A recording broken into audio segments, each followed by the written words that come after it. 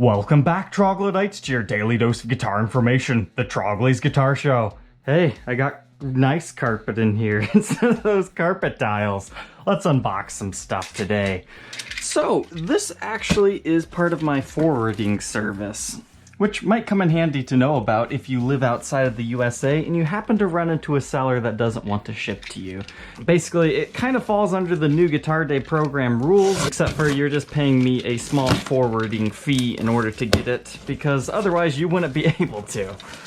But this one is actually a repeat customer, and last time they got, I think it was a Strat Ultra or something like that. But this time, this buyer wanted something within the family of Fender again, but this is actually a vintage piece from 1965. Great quality materials and a great quality box. But inside here is not a Stratocaster. It's not a Telecaster. We've got a little horse. A vintage Mustang. So this thing was advertised as like ridiculously clean 1965. You'll never see a cleaner one than this. I'm not so sure about that, but it is, you know, in nice condition. But let's take a look at this. So this is actually only my second Mustang. My first one, I believe, was that Spider-Man one, which is still one of my favorite guitars that I've reviewed on the channel, just because of how quirky it is. It's got some nicks and dings, some very light finish checking. I really like the, you could kind of call that bird's eye in a roundabout way. It's just got a lot of figuring within the neck. Like some angles it looks really dark and has a bunch of stuff, where sometimes it even has a, like almost some quiltiness. It's kind of hard to tell when you guys will be able to see stuff like that. As far as condition goes, I see what looks to be maybe a small touch-up right there, or some sort of a ding, a finish checking, which is, you know, to be expected. But, you know, this guy calling this the cleanest one in the world, I would not agree with that. I mean, it's got buckle worming and rash and stuff like that, too. Looks like we got some finish checking in the usual locations, but kind of a cool guitar anyways. Looks like we have some fingernail wear. How do you do that on the first fret? That's crazy. Normally you see it like, you know, in this area, but right there, they must be doing a lot of these or these and a lot of D chords. So this is definitely more of a rhythm guitar player, that's for sure, because there's like nothing at the top frets.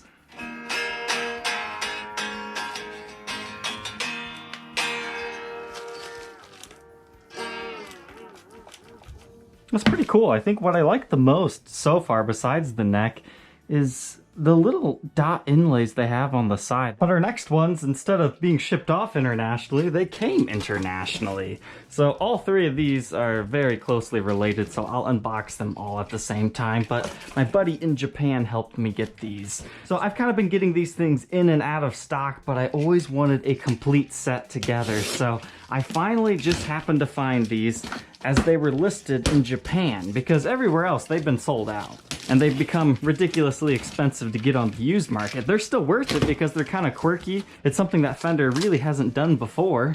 And I think that's why there's some collector's interest, as well as just some niche players that really want these things. And unfortunately, for whatever reason, Fender stopped making them. But I believe these things came out of the shop Ishibashi, which is essentially the Japanese equivalent of Guitar Center. But they're also one of those dealers that have exclusivity rules, meaning that they won't ship brand new guitars outside of Japan if they have, you know, that particular rule with that vendor. So like Gibsons and Fenders, they can't help you on the brand new stuff. That's when it comes in handy having a friend in Japan. Because availability of these items, as we were talking about, you know, it's kind of hard to find them. So let's go ahead and open these all at the same time, so we can figure out what model I'm talking about, just in case you haven't already guessed it. Yes, this is the one I was hoping I would get first. Inside here sleeps the last color that I've never had before, and the one that I thought was my favorite at first. And that would be this guy, the blue Tenor Telecaster. So my buddy was saying this is the nicest looking one because it's got a sparkle finish. It does. It's metallic. I was not expecting that. I thought it'd be a flat blue. but I believe they call this one Lake Placid Blue. And it's just such a beautiful little quirky tenor guitar. You know, 4 strings, it's basically the top 4 of a regular guitar. They just inspire you to play differently. You can do a whole bunch of different tunings. What a cool little find of a complete set of these guys. So this is another Butterscotch Blonde. So my last one, it sold right after my unboxing as well. And I'll have to share this photo with you guys. He has a Butterscotch Tele collection and it's beautiful. So you got this rinky dinky thing, right? He's got it under his Tele ukulele. And then he's got the regular Telecasters on the side. I thought that was a really cool little wall collection there. But here is another one of the Butterscotch Blonde versions of the Tenor Telecaster. Looks pretty good right here.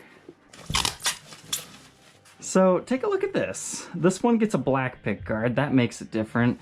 These two both get the mint green, okay? Any other differences that I'm seeing? Not necessarily here. It's mainly just the colors. What a cool little sight of tiny guitars. I really like the fretboard on this one. It's got some like rings going on there. And for our last 2 unboxings this episode, we actually need to go back in time before the carpet was here.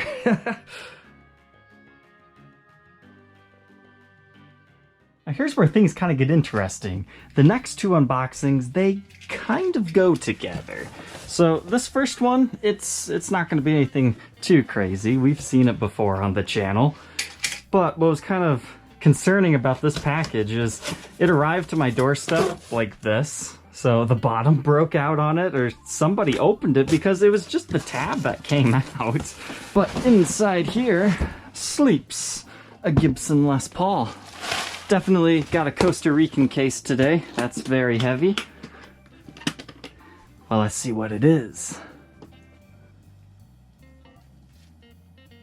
Oh, I'm sorry. I was thinking it's the wrong one. Very anticlimactic / just new signature Goldtop. I got my guitars confused. I'm sorry.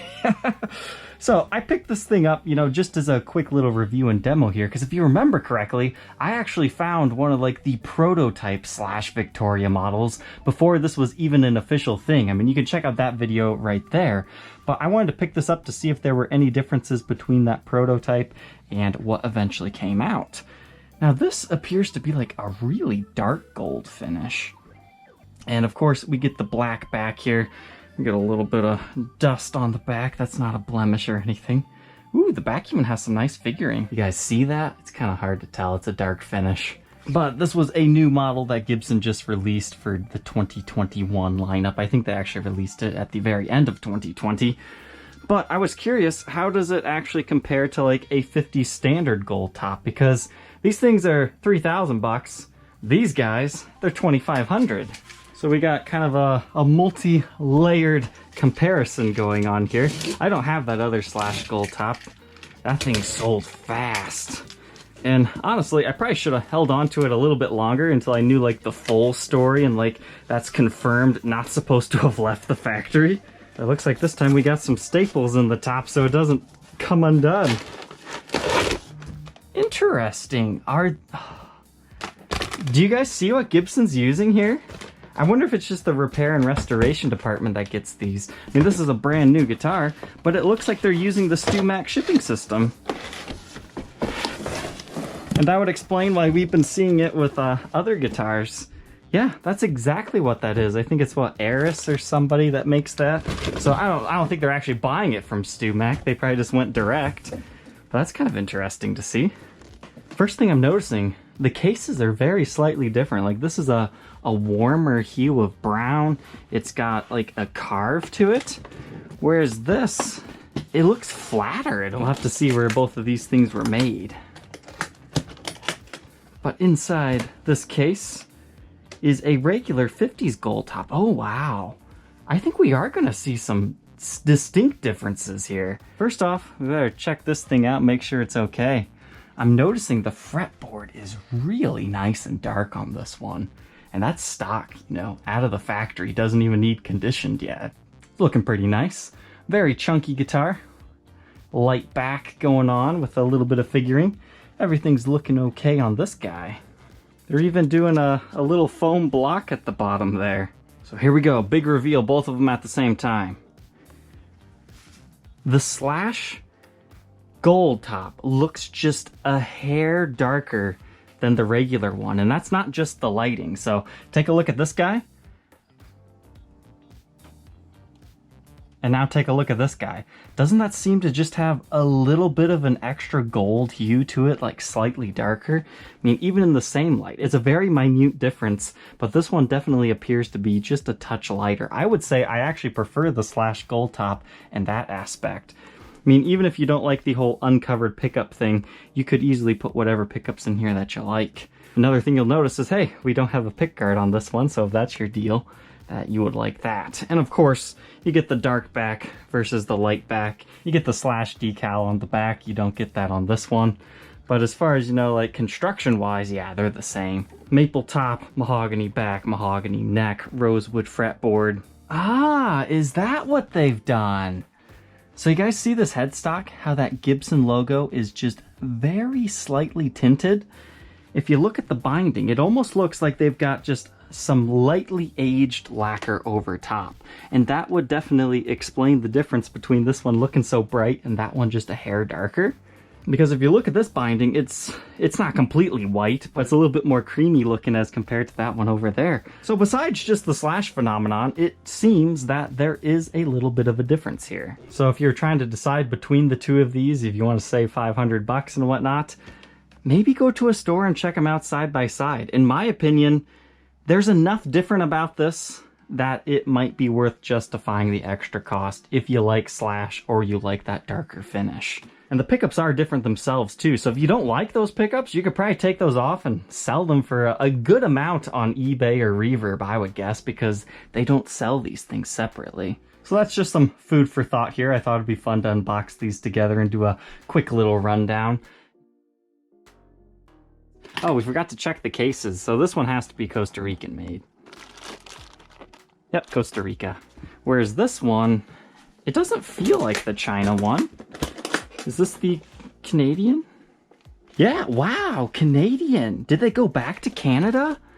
I thought this case looked, you know, just a little bit better. It doesn't have the weird square latches and stuff. That'd make me really excited to see them go back to Canada. I mean, nothing against Costa Rica, but the Canadian cases, I mean, that's just like the golden standard of cases, in my opinion, because they're normally the right distribution of a good weight, but not being too heavy, but still being protective. TKL makes great cases. And again, that's not saying the Costa Rican cases are bad, but you can tell there's just the fine, minute details that make this look better, in my opinion. I mean, look how flat that thing looks in comparison. You would never notice that, though, unless you're comparing them side by side. Now it's time to do some boxing. Starting off here, we have the Fender Eric Johnson Virginia Stratocaster. This is quite the interesting guitar. Was not my favorite Strat, but the fact that it had the sassafras body, I mean, we had to document this thing. It's just a very iconic looking Stratocaster. You know, if you like Eric Johnson, you're gonna like this thing. So you can check out the full review and demo if you want to learn a little bit more about this.